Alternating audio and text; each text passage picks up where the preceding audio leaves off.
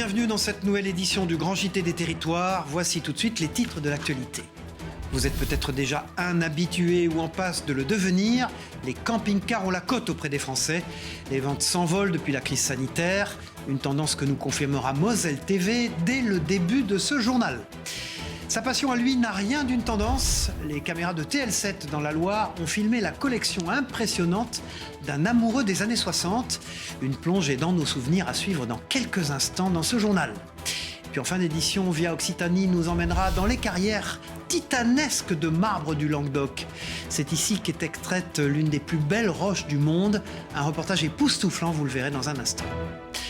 Vous en avez croisé, c'est sûr, sur la route ou près de votre lieu de vacances. Les camping-cars, à la fois véhicules et logements, séduisent de plus en plus de Français. Leur côté pratique attire de nouveaux publics, malgré un coût d'achat qui peut être très élevé, vous allez le voir. Les immatriculations ont bondi de 23% en un an. Exemple en Moselle, avec ce sujet de Colline l'expert pour Moselle Télévision. Regardez. Séduit par ses premières vacances nomades durant la crise sanitaire, Daniel a depuis franchi le cap et acheté son propre camping-car. C'est la liberté, j'ai envie de faire du sauvage, je peux faire du sauvage, j'ai un panneau solaire, j'ai une autonomie de 100 litres, donc je peux prendre mes douches, j'ai du gaz, je peux me faire à manger. Ce qui m'a plu, c'est d'être à la mer. J'ai ouvert mon auvent, j'ai sorti mes deux fauteuils, et puis j'étais face à la mer à 20 mètres. Et ça, il n'y a pas de prix. Si le confort et l'évasion qu'offre le camping-car a su conquérir le cœur de Daniel, d'autres adeptes comme Corinne y voient surtout le moyen d'être dépaysés plus souvent. Un hôtel, on y va peut-être une fois dans l'année, 8 jours dans l'année, quand on peut se le permettre. Et jusque-là, il y a quelque chose dans le coin ou n'importe quoi, on saute dedans, on s'en va. Et ce sont plus de 500 000 camping-cars qui circulent en France. Le marché est en plein boom, avec 100 000 véhicules vendus l'année dernière, ainsi qu'un rajeunissement de la clientèle. Car en plus des habituels retraités, couples et familles se lancent aussi dans l'aventure, mais le secteur peine à satisfaire toutes les demandes. On a connu une belle augmentation de nos ventes, c'est un fait. Maintenant, on est aussi pénalisé par l'effet Covid aussi. Nos constructeurs ont du mal à s'approvisionner en châssis. Donc même si l'affluence de clients est là, certaines ventes malheureusement ne peuvent pas se faire à cause de ça. Des véhicules que ce concessionnaire vend en moyenne 65 000 €, auxquels s'ajoutent annuellement environ 650 € d'entretien et d'assurance. Mais ces frais ne découragent pas les vacanciers, toujours plus nombreux, comme au camping municipal de Metz. À l'heure actuelle, on a 65 places qui sont prises en grosse partie par les camping-cars. Nous avons prévu d'autres aménagements. Nous sommes en train de terminer l'aire de camping-car pour les gens qui ne désirent pas vraiment entrer dans le camping, qui veulent rester une seule nuit. On essaie tous les ans de s'améliorer, de faire de nouveaux travaux pour attirer de plus en plus les gens. Et pour ceux qui souhaitent s'essayer à l'aventure, de nombreux concessionnaires et particuliers proposent de la location, une option vers laquelle se tournera peut-être le fils de Daniel. Je voulais me le prendre, mais je lui dis non, t'es encore un peu trop jeune. Le monde de l'automobile, vous le savez, est traversé par de nombreuses autres tendances. La plus emblématique d'entre elles, celle de l'électrique. À ce propos, connaissez-vous le rétrofit? Alors si ce mot ne vous dit rien, son concept pourrait lui vous intéresser. Il s'agit de transformer votre voiture essence ou diesel en véhicule électrique. C'est la promesse de rétrofit, une solution prisée avec la flambée des prix de l'essence et à l'heure de la transition énergétique. Un reportage en Bretagne de TBO, la chaîne du groupe Le Télégramme. Cet utilitaire a plus de 10 ans et fonctionne sans bruit et pour cause, il est électrique. Idem pour cette 504 coupé de 1970. Des véhicules thermiques anciens qui n'ont plus de moteur essence, mais des batteries sous le capot. C'est le rétrofit. Le rétrofit avait été interdit depuis 1954 donc d'être faisable en France, avec un accord constructeur qu'il fallait pour pouvoir changer une motorisation. Et c'est ce que nous avons cassé en créant la filière du rétrofit électrique et en créant une réglementation avec le ministère des Transports, de l'écologie et tous les services d'homologation. La société qui installe ces moteurs électriques fait un tour de France pour convaincre des bénéfices du rétrofit. Le rétrofit séduit cette famille, prêt à en faire une activité professionnelle. Ça permet dans un premier temps d'éventuellement continuer à faire rouler des véhicules anciens qui donc ont des vieilles technologies et qui, à cause des nouveaux critères d'entrée en ville, n'ont plus le droit de rouler. Et donc ça peut éventuellement éviter de les laisser prendre la poussière dans un entrepôt. Autre avantage du rétrofit, son coût par rapport à l'achat d'un véhicule neuf, électrique, ce qui a séduit la banque partenaire du Tour. Le rétrofit présente le grand avantage d'être moins onéreux que l'achat d'un véhicule neuf, à peu près la moitié. Et donc ça permettra à des populations qui ont des moyens plus limités d'accéder à un transport propre avec une solution de financement adaptée. Selon l'ADEME, le rétrofit représente un marché français potentiel d'1 milliard d'euros pour convertir 65 000 véhicules thermiques en véhicules électriques dans les 5 prochaines années. Voilà, et les voitures que vous allez voir désormais ne changeront sûrement pas de moteur tant elles sont précieuses pour leurs propriétaires. Xavier Horry est un passionné des années 60 et plus particulièrement des voitures de cette époque. Il en compte des dizaines dans son garage et la rédaction de TL7 a eu la chance de s'y rendre pour une remontée dans le temps, sans radar ni péage. Regardez ce reportage. En épicier, en agriculteur ou bien encore en adjudant-chef de la gendarmerie. Xavier Horry est peut-être bien le seul à pouvoir exercer tous ces métiers et en même temps. À 44 ans, ce fan des années 60 fait vivre tous ces personnages à travers sa passion, la collection de véhicules qui nous replonge dans les 60s. Dans son hangar à Ferney, Xavier Horry a entreposé tous ces véhicules. Près de 70 voitures y sont précieusement abritées. Dans sa collection, on est surpris d'abord par la dizaine de voitures de la gendarmerie. Bichonnées et repeintes pour certaines, le collectionneur aime jouer le gendarme de l'époque. C'est aussi un métier que j'aurais voulu faire. Tout à fait, donc voilà, là aussi on se rattrape. On se rattrape avec les véhicules, on se rattrape avec l'ambiance. On se rattrape via une association qui s'appelle la PTG pour lequel on travaille un petit peu avec la gendarmerie pour faire des expos, des choses comme ça. S'il n'a pu endosser l'uniforme, aujourd'hui il s'est bien rattrapé. 4L, estafette bleue, Peugeot 305 et bien d'autres encore. Et le collectionneur ne lésigne pas sur les détails. Ce bureau recrée l'ambiance d'une brigade dans les années 60. Avec tout le matériel d'époque, que ce soit tant au niveau du matériel, machine à écrire, téléphonie, plans divers, que les manuels de gendarmerie, que les procédures. Voilà. Les années 60, une époque qui fascine ce quadragénaire. Après avoir enfilé le costume de gendarme, il se met dans la peau d'un épicier. C'est à bord de cette estafette qu'il aurait tant aimé sillonner la campagne ligérienne. Voilà, c'est la peau de l'épicier. L'épicier, puisque ce véhicule a 6300 km, il est équipé comme une épicerie d'époque, qui passait dans les villages dans les années 60, il y a à peu près de quoi se nourrir, vous avez de quoi boire. Tracteur, mobilette, camion et même un corbillard complètent sa collection de voitures des années 60. Depuis 30 ans qu'il collectionne tous ces objets et engins qui roulent, Xavier Horry réalise quelque part un rêve d'enfant. Nostalgique des années yéyé, cette collection digne d'un musée amuse Xavier Horry. Aujourd'hui, il continue d'agrandir sa collection à un rythme beaucoup moins soutenu qu'à une époque. Mais son esprit grand enfant, lui, perdurera encore un bon moment. Dans 3 semaines, fini les vacances et retour sur les campus pour les étudiants, malheureusement. Nombre d'entre eux sont encore en recherche d'un logement pour débuter l'année scolaire. Dans les Yvelines, une colocation d'un nouveau genre existe depuis presque un an. Celle-ci accueille des jeunes femmes en situation de handicap mental. Une chance pour elles de partager des moments entre amis et de découvrir l'autonomie en dehors du foyer familial. Un reportage plein de bonne humeur de TV78, la chaîne des Yvelines. Voilà ma super chambre. C'est la maison du bonheur. Dans cette grande bâtisse flambant neuve, 7 femmes en situation de handicap mental cohabitent dans un esprit familial. Chacune dispose de sa propre chambre et salle de bain. Le salon, la buanderie ou encore la cuisine sont eux des lieux communs. Le matin, elles prennent le petit déjeuner et après elles partent pour aller travailler. Elles travaillent toute la journée. En revanche, leur handicap ne leur permet pas de vivre seules dans un appartement indépendant. 2 maîtresses de maison, aussi éducatrices spécialisées, se relaient pour les superviser, faire le lien avec les familles et proposer des activités. Jardinage, jeux de société, tâches ménagères, les 7 colocataires participent pleinement à la vie quotidienne. Le jardin, ça fait du bien parce qu'on se dépense, on se défoule.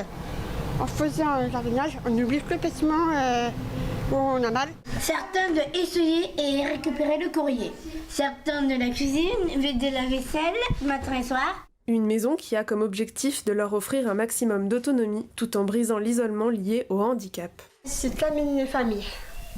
Alors voilà, comme chez papa et maman, c'est pareil. On peut vivre, on peut rire, on peut partager, on peut avec la joie de vivre. On s'amuse, on rit, on pleure, on fait des choses rigolotes. Une colocation, ce qui est sympa, c'est d'être avec ses amis, de pouvoir partager des vies, des moments conviviaux, pas se retrouver tout seul le soir pour dîner. Un habitat à taille humaine qui se présente comme une alternative au foyer ou aux instituts spécialisés.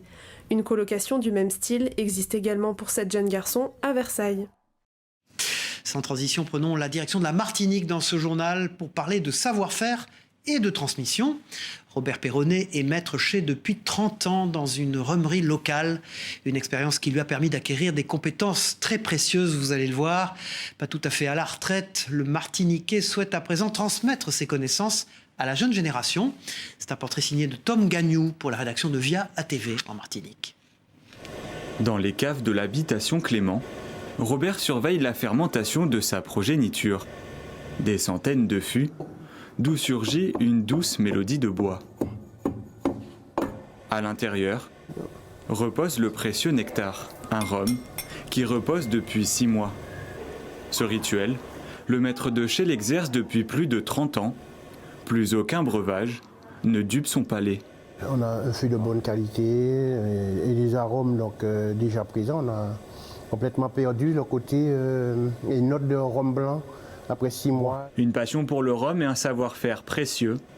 Robert ne pouvait partir sans le transmettre. Après 30 ans, effectivement, c'est énormément d'expérience. Il faut le transmettre pour que la marque puisse perdurer. Sur la 31, là ? Oui. Même si le maître de chai a déjà cédé sa place, il veille au grain auprès des jeunes recrues. Kevin a intégré l'équipe de chai il y a 3 ans. C'est Robert qui lui a tout appris. 30 ans de carrière, c'est pas rien. C'est beaucoup de choses. Ça prend du temps aussi à apprendre. Donc il faut se coller à lui, je pense, pour avoir des connaissances. Aujourd'hui, la distillerie Clément compte plus de 70 cuves réparties dans 6 chais. Elle produit plus de 2 millions de litres de rhum par an. Un rendement acquis au fil des années. Robert a vu grandir l'exploitation. Il y a 30 ans, il n'y avait que ce bâtiment qui existait, donc le chai Omer Clément. C'est là-dedans que nous avions globalement un peu plus de 1500 fûts. Et le domaine ne cesse de s'agrandir. Une fierté pour celui qui y a consacré sa vie. L'homme part serein. Mais quelque chose nous dit qu'il n'en a pas encore fini avec le rhum. J'estime qu'il me reste encore plein de choses à apprendre. Donc vraiment, c'est un métier qui demande de la passion, mais on n'a jamais fini d'apprendre. Pour saluer son travail, les rhums Clément ont préparé une cuvée ultime au nom de Robert. Un rhum vieux d'excellence, fait par le maître lui-même, qui promet d'ensoleiller vos papilles. Voici maintenant une belle histoire de passation qui nous conduit désormais en Île-de-France à la rencontre d'une ancienne pépite du basket. Son nom, c'est Cheikh Diop, qui a la trentaine aujourd'hui et qui a tutoyé de près les sommets de son sport avant de devoir renoncer à sa carrière professionnelle. Une mésaventure sportive qu'il raconte dans un livre récemment paru et auprès des jeunes de sa ville qu'il entraîne désormais.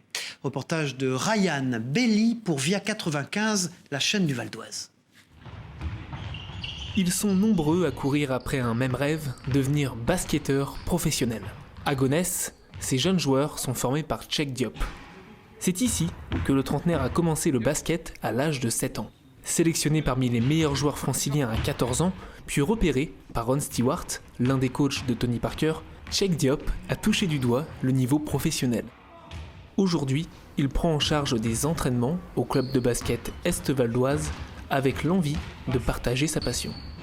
Pour moi, transmettre aux plus jeunes, c'est primordial. Tout ce que j'ai appris dans le basket par les grands entraîneurs, c'est pas quelque chose que je garde en moi. Si je peux le transmettre à un joueur que j'ai vu faire une petite erreur et que cette erreur-là, on m'en a parlé, il faut que j'arrive à lui retranscrire, à lui retransmettre. Son parcours singulier, il le décrit dans une autobiographie publiée cette année intitulée « Les 69 péripéties ». Petit boulot précaire, problèmes financiers et blessures ont mis un frein à sa carrière, mais l'ancien joueur de niveau national garde en lui des valeurs à inculquer chez la nouvelle génération. Ce jeudi soir, à l'entraînement, des joueurs âgés entre 14 et 15 ans. Ils suivent à la lettre les conseils de leur entraîneur, passé par le centre de formation d'Orléans. Un modèle d'inspiration pour Darren, Eden et Cameron. C'est lui qui me motive. Il nous permet de m'améliorer toujours plus et de me donner à fond à chaque fois, à chaque entraînement. C'est un bon coach. Il nous a entraînés. Franchement, c'était très bien. Il y avait de l'intensité, il y avait du niveau de jeu. Ça se voit qu'il allait devenir professionnel avant. Gendarme réserviste et employé dans une pépinière, Cheikh Diop espère à présent rebondir et passer les sélections pour faire partie de l'équipe nationale militaire de basket. Pour cela, il lui faudra réussir son concours interne, l'occasion de prendre une revanche sur un destin mouvementé. Lui n'est pas vraiment un sport, mais davantage un loisir. Le bivouac, le nom de ce jeu de plein air, ne vous dit peut-être rien.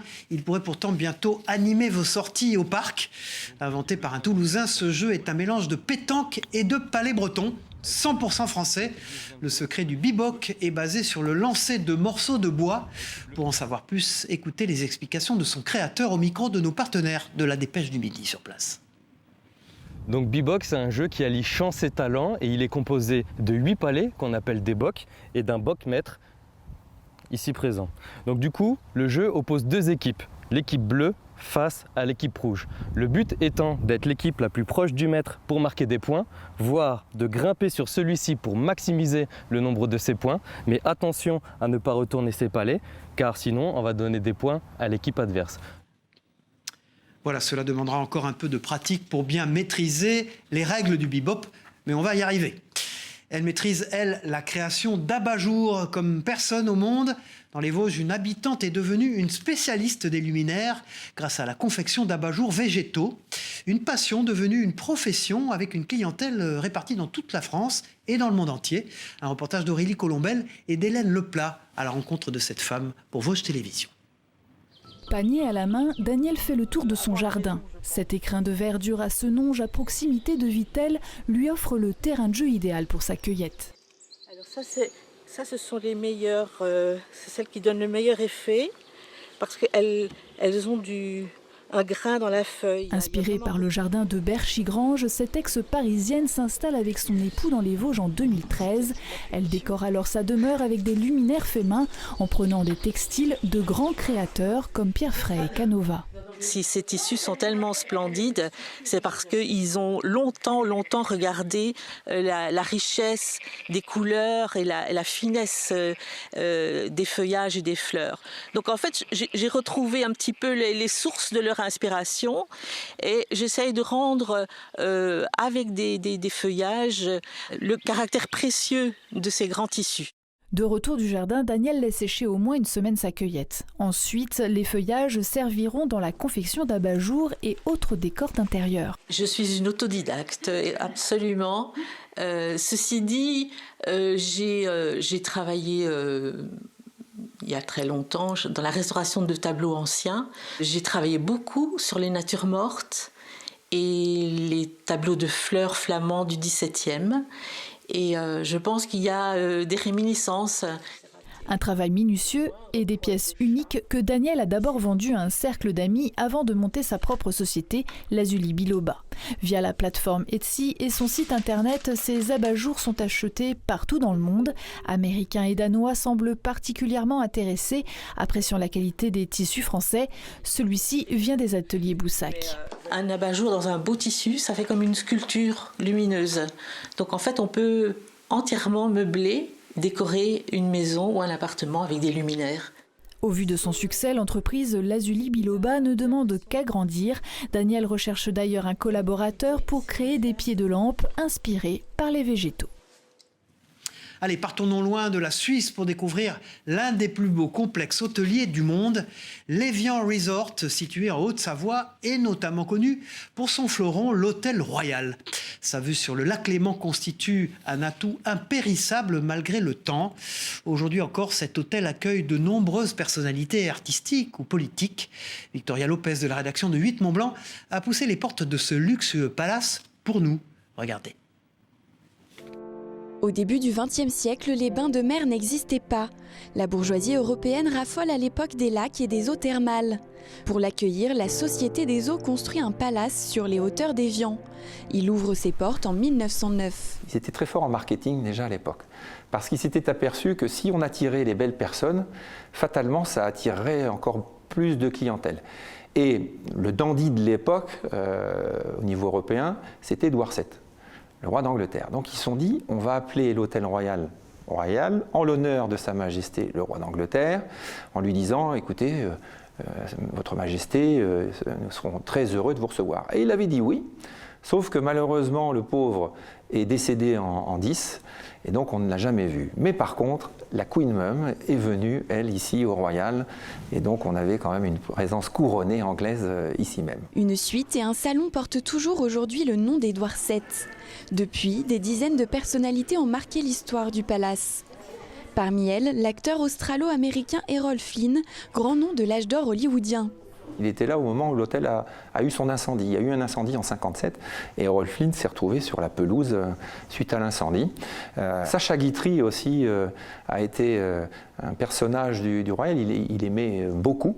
Et puis effectivement, la politique a marqué la destination déjà, Évian, puisque vous le savez, en 2003, Jacques Chirac avait décidé de faire son G8 ici même à Évian, et c'est donc au Royal que les présidents se sont tous retrouvés avec une salle de réunion ici même qu'on appelle toujours G8 d'ailleurs. Par la suite, là, tous les présidents français sont venus sans exception, voilà, jusqu'à notre président actuel, ici même au Royal.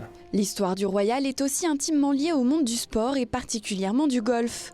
L'Évian Resort, propriétaire du palace, possède en effet le terrain situé à quelques pas d'ici. Un parcours mondialement réputé qui accueille un des 5 tournois internationaux majeurs féminins. La Grange au Lac, salle de concert particulièrement appréciée des musiciens, est également propriété du complexe hôtelier. Elle inscrit pour sa part la musique dans l'ADN de l'établissement.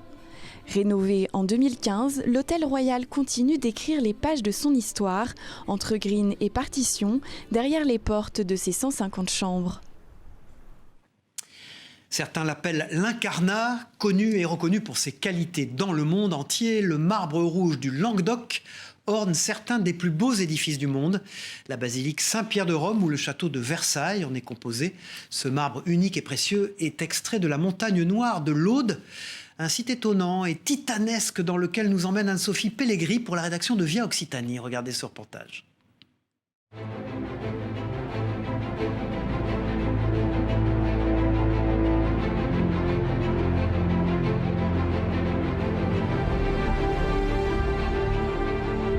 Nous sommes sur le plateau des Terralbes, sur le piémont minervois de la Montagne Noire dans l'Aude. C'est d'ici que proviennent les marbres qui ornent le Grand Trianon à Versailles et la plupart des édifices religieux et maisons bourgeoises d'Occitanie. Cette carrière est exploitée par la société Cyrnos. Chaque année, Antonio et son équipe extraient de la roche 10 000 tonnes de marbre. Chaque bloc pèse à lui seul près de 800 tonnes. Un travail titanesque réalisé à l'aide d'une scie longue de 3 mètres permettant de désolidariser la roche du sol.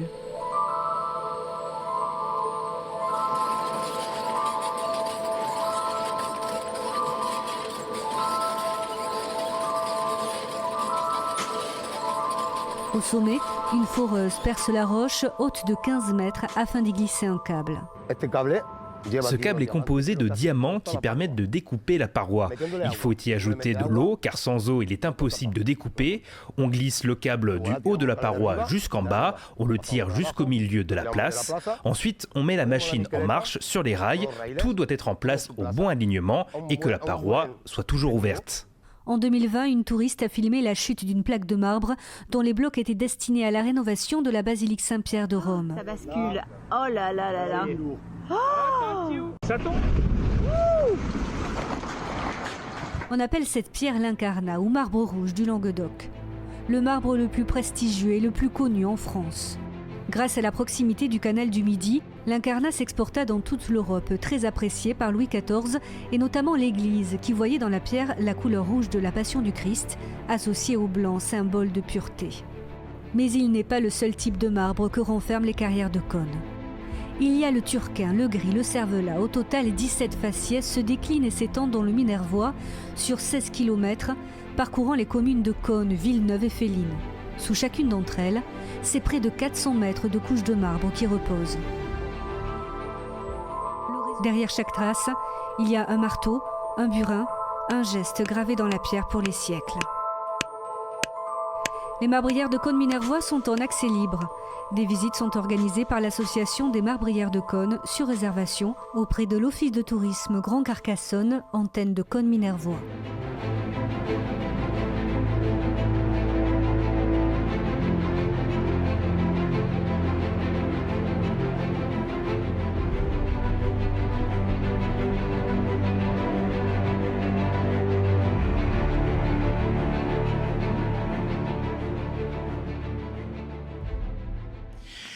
Voilà, c'est la fin de ce grand JT des territoires. Merci de nous avoir suivis. On se retrouve très vite pour une prochaine édition. Au revoir à tous.